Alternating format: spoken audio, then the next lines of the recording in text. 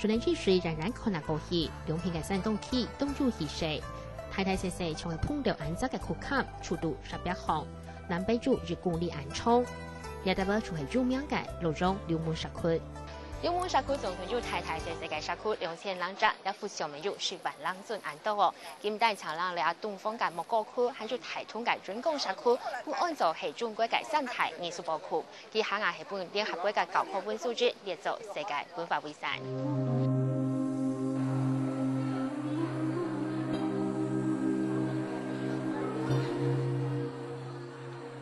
今年1893年，本為好問題遷都羅中，當時附教嘅好問題唔但搶修建實戰，還連必須嘅兩片潰骨操作。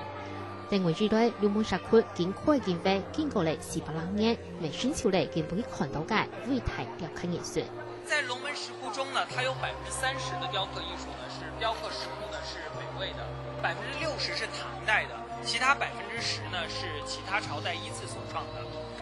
經過戰亂落過超半退，龍門社區嘅腐朽，早期嘅年代背景冇腐朽，從小未做冇腐朽，佢哋一從邊種相同，製造得顯明嘅背出來。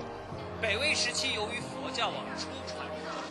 國，佛教剛剛傳到中國，為了吸引教眾，那麼佛教徒就將佛像雕刻的嘴角是微笑的。那麼到了唐代之後呢，慢慢的佛教呢，它的教眾很多了，那麼為了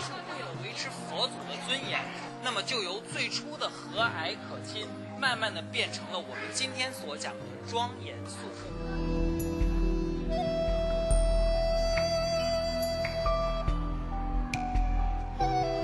年入飽滿，無面無悠悠，兩輪木柱狂降下，可以對非常嘅松音變雅。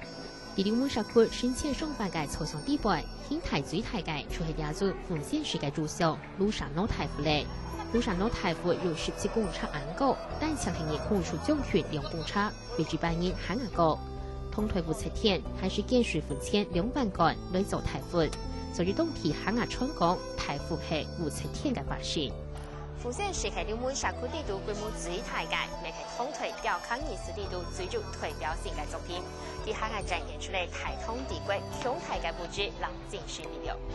奉獻式係一隻快入40公尺嘅天下大坎，除了主像廬山老太傅之外，還有8種嘅大型雕像，有菩薩、有天鳳，還有都有氣勢嘅建功歷史。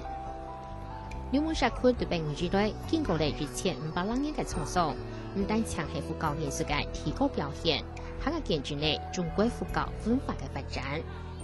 下星小風河林秋玲，中國河南羅中採訪報道。